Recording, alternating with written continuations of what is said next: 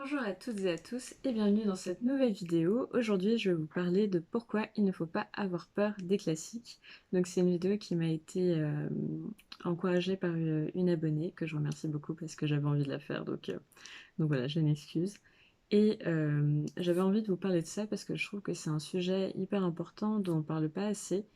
Et en réalité, moi, ça m'a très très longtemps complexée.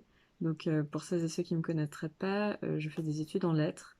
Et pendant des années, j'ai eu un rapport un peu conflictuel avec les classiques, c'est-à-dire que j'en ai lu certains assez jeunes, j'en reparlerai par la suite. Euh, et en fait, à côté de ça, j'ai eu comme une sorte de blocage et je n'ai pas pu lire d'autres classiques qui me faisaient envie, mais en fait, j'avais l'impression de rien y comprendre, que la langue était trop bizarre et que je n'y arriverais juste pas. Ça m'a fait la même chose pour les essais que je vais que je vais englober dans cette vidéo parce que je pense que la problématique est plus ou moins la même. Et du coup, en fait, j'ai passé des années comme ça à ne pas réussir à m'intéresser à des essais ou des classiques, alors même que mes études étaient relativement littéraires, même si je ne suis pas en littérature. Et en fait, assez récemment, je me suis rendu compte que c'était assez stupide dans le sens où, évidemment, les personnes qui ont peur de lire des classiques ne sont pas stupides, mais j'aime les classiques et j'ai trouvé ça un peu bête de m'empêcher d'en lire parce que je me sentais pas assez bien, entre guillemets, pour avoir accès à certains classiques. Donc j'ai développé des petites astuces au fil du temps, donc j'avais envie de les partager avec vous. Et surtout, n'hésitez pas à me laisser en commentaire votre expérience par rapport aux classiques parce que je pense que les conseils que je vais vous donner sont des conseils très personnels par rapport à ma propre expérience de la lecture. Peut-être qu'ils ne marcheront pas sur vous, ou peut-être que vous en avez d'autres. Et je trouve que ça pourrait être super intéressant d'en débattre en commentaire, donc n'hésitez pas. Et je vous propose qu'on commence tout de suite.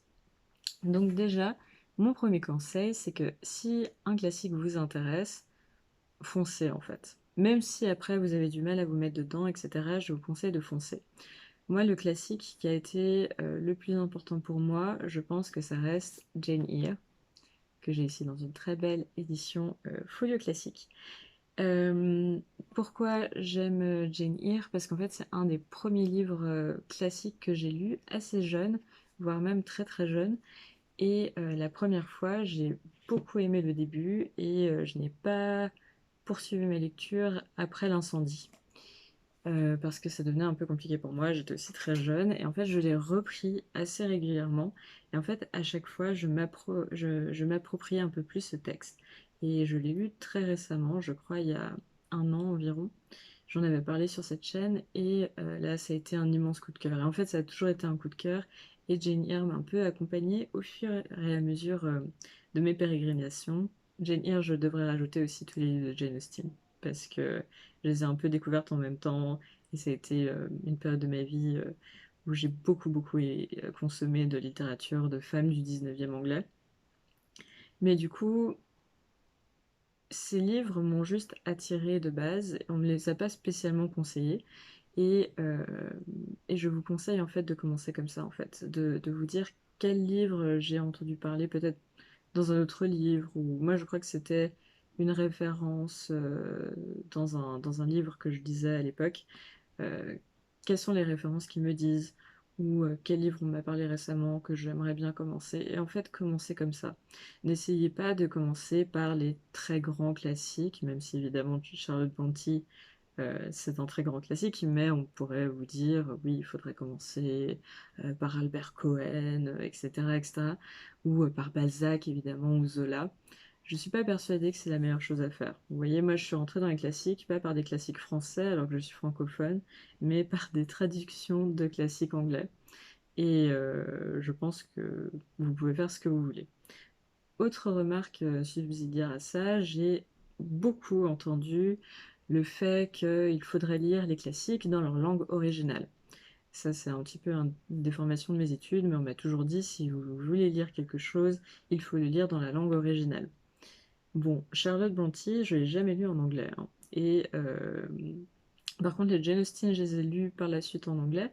Mais en réalité, j'ai adoré lire Jane Austen en lisant des versions traduites.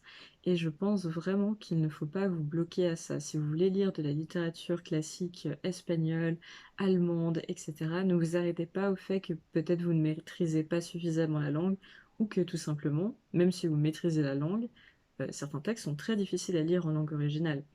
Ne vous bloquez pas à ça. Lisez dans la langue qui vous est la plus agréable et ne vous arrêtez pas à ce genre de phrases honnêtement un petit peu classistes et qui certes, le texte original a des richesses que ne pourra pas transmettre la traduction, mais pour une entrée en matière des classiques, honnêtement, vous pouvez très bien faire avec des traductions. Et c'est ce que je fais. Par exemple, je ne maîtrise pas le japonais, je lis énormément de littérature japonaise, et sans la traduction, je n'aurais juste pas accès à ces textes. Et j'imagine bien qu'il y a une richesse intrinsèque à la langue japonaise que je perds en lisant des traductions, mais honnêtement, on n'est pas, on n'est pas tous polyglottes et on peut très bien faire ça, donc ne vous en faites pas. Aussi, lire des classiques. Donc moi, j'ai spécialement pendant très longtemps lu beaucoup de classiques anglo-saxons. Lire des classiques dans une autre langue peut vous encourager à apprendre cette langue. C'est un peu ce qui s'est passé avec moi. J'étais très mauvaise en anglais quand j'ai commencé à lire Jane Austen. Et en fait, le fait de lire Jane Austen, Charlotte Brontë, enfin les sœurs Brontë, en fait, petit à petit, ça m'a donné envie de me mettre à l'anglais et j'ai même fait un parcours universitaire où j'ai commencé en fait mon parcours par la fac d'anglais. Donc voilà, les classiques ont de nombreux points positifs qui ne sont pas directement liés au fait que ce soit des classiques. Euh, Quand vous avez choisi votre classique, vous pouvez aussi le choisir par exemple en allant en librairie ou en bibliothèque et prendre celui dont la couverture vous intéresse. Honnêtement, c'est vraiment vous qui décidez quel classique vous avez envie de lire et si vous avez envie de lire des classiques. Parce que vous pouvez aussi très bien décider que ça ne vous intéresse pas et que vous n'avez pas envie d'en lire. C'est totalement légitime comme positionnement aussi. Quand vous avez trouvé, si vous avez envie d'en lire votre classique, je vous conseille de ne pas vous lancer directement à fond dedans. Pourquoi? Parce qu'en général, c'est quand même des textes avec une langue un peu particulière, parfois une construction particulière par rapport à un roman, on va dire, traditionnel, et il vous faut du temps pour vous mettre dedans. Je vais vous donner un exemple. En ce moment, je suis en train de lire un livre fantastique, Les Feux de Saint-Elme, de Daniel Cordier. J'ai rarement eu un tel coup de cœur pour un livre, j'ai hâte de vous en reparler dans une vidéo dédiée. Mais en tout cas, je lis Les Feux de Saint-Elme et j'ai besoin de beaucoup de temps pour le lire. C'est un tout petit roman, normalement ça me prendrait une après-midi. Et là, en fait, ça fait des jours que je le traîne parce que j'ai besoin de faire un peu résonner la langue. Et ça va souvent être le cas comme ça avec les classiques. En fait, il faut prendre le temps de les lire. Et surtout, il ne faut pas vous dégoûter, parce que parfois la langue peut vraiment être très difficile, et trop en lire, ça peut vous dégoûter. C'est un peu ce qui s'est passé avec moi récemment pour un autre classique dont je vous reparlerai, où en fait j'ai voulu très rapidement le lire en entier, et au final, ça n'a pas été concluant parce qu'en fait, je n'arrive plus à terminer. La langue, qui est quand même assez ancienne, c'est un livre du 18e, en fait, me bloque à présent. Et c'est un peu dommage. Donc vraiment, je vous conseille de lire peut-être un chapitre après l'autre, tranquillement. Peut-être un chapitre par jour, un chapitre par semaine, et en fait, de vous mettre tout doucement dans la routine de lire un texte qui peut être difficile ou très simple, mais simplement vous mettre dans une sorte de routine. Il faut aussi savoir qu'évidemment, je suis désolée, j'ai une petite feuille avec les points que je veux aborder, donc parfois je regarde en bas. Il faut aussi savoir évidemment que vous pouvez mettre 6 mois pour lire un classique, ou 1 an, ou 2 ans. Ça m'est arrivé à 2, 3 reprises pour des livres un petit peu compliqués, et honnêtement, personne ne doit vous blâmer pour ça. Vous avez le droit de prendre le temps de lire. Et je trouve que c'est l'intérêt des classiques, c'est qu'en fait, ça vous permet de prendre le temps d'apprécier un livre et de ne pas être dans la rapidité. Par exemple, moi je sais que je lis énormément de fantasy, même si j'en parle pas beaucoup sur cette chaîne parce que j'ai plus trop envie en fait de lire des grosses sagas de fantasy. Je pense que j'ai un peu fait le tour. Mais lisant beaucoup de fantasy, je sais que c'est des livres que je vais lire très rapidement parce que je connais un petit peu les ficelles du genre, on va dire, les clichés, et du coup, ça va se lire très vite. Je vais avoir tendance à sauter des pages à certains moments parce que je connais assez bien ce qui va se passer. Dans la plupart des cas, j'ai toujours des surprises. Donc, on va dire que c'est des lectures assez mécaniques. Et en fait, le classique, la plupart du temps, va vous permettre de vous décentrer par rapport à ce que vous avez l'habitude de lire. Et c'est vraiment un temps de lecture, je trouve, qui est très différent et du coup assez précieux. Donc rien que pour ça, je vous conseille en réalité d'essayer de lire des classiques. Autre chose, il faut dépasser cette ambiance très désagréable du collège, on vous obligeait à lire certains classiques. Moi, je crois que j'ai relu tous les classiques qu'on m'avait dit de lire au collège et au lycée. Et plusieurs sont devenus en fait des coups de cœur, comme Madame Bovary par exemple, alors que je l'avais apprécié, mais pas tant que ça au collège. Et en fait, le fait de ne pas lire un livre de manière obligatoire, ça change vraiment l'expérience de lecture. Il faut aussi vous rendre compte que vous lisez ces textes très jeunes en fait. Au collège et au lycée, la plupart du temps, on n'a pas, selon moi, en tout cas moi je ne l'avais pas, on n'a pas la maturité émotionnelle pour certains textes. Je me rappelle que j'avais lu Le Rouge et le Noir et que j'étais pas du tout assez mature pour le lire. Je l'ai relu et j'ai découvert bien plus de choses par la suite. Donc si un livre que vous avez lu au collège ou au lycée vous titille, n'hésitez pas à le relire. En plus, la plupart du temps, vous aurez oublié l'histoire assez globalement, donc ce sera une relecture, on va dire, avec un regard très très neuf. Donc voilà, ça je vous conseille aussi, peut-être que vous en avez encore dans votre bibliothèque, pourquoi pas tenter d'en relire un. J'aimerais aussi dire que vous avez le droit de vous arrêter de lire. Pourquoi je dis ça? Parce que je pense que trop souvent on se force à finir des lectures et je pense que un des points qui m'a fait évoluer, qui m'a fait lire après par la suite beaucoup plus de livres, c'est d'accepter le fait que je ne vais pas finir tous les livres que je lis. Et en fait, une fois que vous vous dites ça, ça fait énormément de bien et c'est très salvateur. Et par ce biais, vous pouvez arrêter une lecture, pourquoi pas la reprendre par la suite ou ne pas la reprendre, mais tout ce que vous lisez vous apporte quelque chose, même si vous ne finissez pas les livres. Et c'est vraiment important pour moi de vous faire passer ce message, vous avez le droit de ne pas terminer un classique et ça ne veut pas dire que vous êtes un mauvais lecteur ou une mauvaise lectrice, vraiment pas. Autre point important, je vous conseillerais de ne pas commencer par des sagas.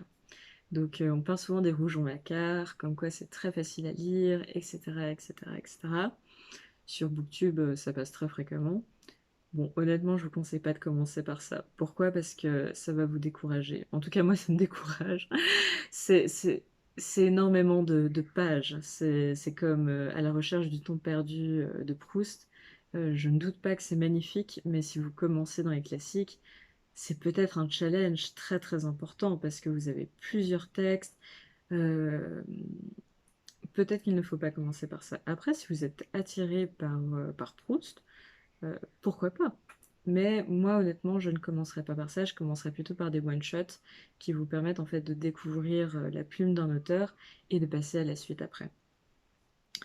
J'aimerais aussi dire que plus vous allez lire des classiques, et plus ça va devenir facile de lire des classiques. C'est quelque chose que je remarque assez fréquemment, c'est qu'en général, je lis le plus de classiques en été. Pourquoi? Parce qu'en fait, il y a eu une année universitaire où j'ai dû lire des classiques, en fait, tout simplement, et des textes scientifiques. Et en fait, mon esprit s'est habitué à lire des classiques, et du coup, ça va de mieux en mieux. Et durant l'été, où mon cerveau est encore frais, ben ça va beaucoup mieux. Et après, par contre, pendant les vacances d'hiver, où j'ai beaucoup plus de temps de vacances entre deux semestres, et souvent j'ai beaucoup moins d'échéances universitaires, donc je consomme moins de classiques, eh bien j'en lis aussi personnellement beaucoup moins, parce que pour moi c'est à nouveau un peu plus difficile. Donc en fait, plus vous allez en lire, plus vous allez trouver la langue facile et prendre du plaisir aussi à les lire. Donc il ne faut pas non plus vous martyriser si au début c'est difficile, si au début ça prend du temps. Ce sont des textes qui prennent du temps. Ce sont des textes parfois exigeants, mais vous verrez que ça ira de mieux en mieux et c'est vraiment le message que j'aimerais faire passer dans cette vidéo. Vous avez le droit de commencer à lire des classiques, peu importe votre âge, peu importe votre milieu social, Vous avez le droit d'aimer ça, vous avez le droit de ne pas aimer ça, vous avez le droit aussi de persévérer et de commencer à aimer ça, ce qui est mon cas. Et, euh, et en fait, il faut juste décomplexer la lecture d'une manière générale et la lecture des classiques d'une manière encore plus générale. Aussi, pour quelques petits conseils de lecture, je vous conseille de lire les classiques quand vous avez du temps. C'est-à-dire, j'ai essayé, encore cette semaine, de lire un classique dans le train. Je ne vous conseille pas. En fait, je n'ai rien retenu de ce que j'ai lu, et pourtant, c'était pas un classique très compliqué. En ce moment, je lis aussi La Mare au diable de George Sand. Et en fait, j'ai pas réussi à le lire dans le train parce qu'il y avait du bruit, j'étais déconcentrée, j'essayais de pas louper mon arrêt aussi, ce qui pouvait être utile. Donc en fait, j'étais pas dans un bon mood et au final, j'ai décidé de tout reprendre, tout ce que j'avais lu parce que ça n'avait pas de sens. Je vous conseille vraiment, moi c'est là où j'arrive vraiment à les lire, de les lire dans un endroit calme où vous avez du temps. C'est-à-dire que quand je sais que je n'ai que 30 minutes, en général, je ne vais pas lire des passages d'un classique. Je vais plutôt attendre d'avoir vraiment le temps de me poser, de prendre une heure, même si en général je ne lis pas pendant une heure, mais de prendre vraiment ce temps, de me mettre bien dans mon lit, sur mon canapé, vraiment seule, sans distraction, parce que ça vous permet aussi d'avoir la concentration nécessaire pour faire cet exercice qui au début peut être un petit peu difficile. Euh, ce que j'aimerais aussi vous dire, c'est que vous avez absolument le droit de ne pas aimer des classiques. Moi, il y en a plusieurs que j'aime pas. Et, euh, et ça va très bien comme ça. Et j'aimerais peut-être vous conseiller quelques classiques et au contraire vous en déconseiller quelques autres pour commencer. Évidemment, c'est par rapport à ma propre expérience de lecture et vous pouvez très bien ne pas du tout être d'accord avec moi. N'hésitez pas à le dire en commentaire. Donc, dans ce que je vous déconseille très fortement, je crois que je l'avais glissé ici, non, malheureusement non, je vous déconseille très fortement tout ce qui est essai très politique et assez difficile. Je pense à les subalternes peuvent-elles parler c'est un classique assez important qui remet en question en fait les études sur les subaltern studies, donc les études concernant en fait ce qu'on appelle les subalternes, donc les personnes racisées, les femmes, etc. Et moi, c'est un classique que j'ai vraiment énormément de mal à comprendre. Et je l'ai lu plusieurs fois et c'est vraiment très très difficile. Donc ce type de texte, je ne vous les conseille pas, peut-être pour le début, comme je ne vous conseille pas, par exemple, Belle du Seigneur d'Albert Cohen, parce que c'est énorme, c'est énorme. Et c'est pas du Dumas, ça se lit pas très très facilement. Donc bon, moi je vous conseillerais pas ça au début parce que vous n'en verrez jamais la fin. Après, si c'est un texte qui vous parle, allez-y, vraiment. Je vous conseille plutôt des choses comme Jane Eyre. Moi vraiment, c'est une valeur sûre que je conseille assez régulièrement et en général ça plaît bien. Je vous conseille tous les Jane Austen parce que c'est très drôle. Je sais que par exemple Links the Sun a fait une vidéo où il avait lu, je crois, Emma de Jane Austen et il avait beaucoup aimé. Donc voilà, c'est vraiment des textes qui peuvent se lire à tout âge et selon peu importe en fait vos intérêts de lecture. Je trouve que c'est des textes merveilleux qui permettent de bien rentrer dans les classiques d'une manière très légère et ils se lisent très bien en anglais aussi. Donc si jamais vous avez envie de pratiquer votre anglais, pourquoi pas. Autre essai, là cette fois c'est pas un classique mais c'est un essai, mais pour commencer les essais, je vous conseille fortement Le Coup de la virilité de Lucie Pétavin. Si vous êtes sur cette chaîne YouTube depuis un petit moment, vous savez que c'est un de mes essais préférés, j'ai beaucoup aimé. Donc le sous-titre c'est Ce que la France économiserait si les hommes se comportaient comme des femmes. Et ce que j'aime beaucoup dans cet essai en fait, c'est qu'il est vraiment facile d'accès, très bien écrit et il est écrit par une historienne, donc je pense que c'est pour ça qu'il est bien écrit. Petit chauvinisme, mais en tout cas, je trouve qu'il permet de rentrer dans le monde des essais très rapidement et d'avoir très envie d'en lire d'autres. Donc voilà, c'est vraiment un essai que je vous recommande. Et, euh, et en fait, je vous conseille vraiment de vous balader dans une librairie et de saisir les ouvrages qui vous appellent. En général, c'est comme ça qu'on fait les plus belles découvertes. Donc voilà, j'espère que cette vidéo a pu vous être utile, vous a plu et vous a intéressé. N'hésitez pas à me le dire en commentaire, ça me fait toujours plaisir de lire vos retours. Et n'hésitez pas à vous abonner si ce n'est pas déjà fait et à laisser un pouce en l'air, ça me fait toujours plaisir. Et j'ai hâte de discuter avec vous dans les commentaires et je vous dis à bientôt pour une nouvelle vidéo. Ciao!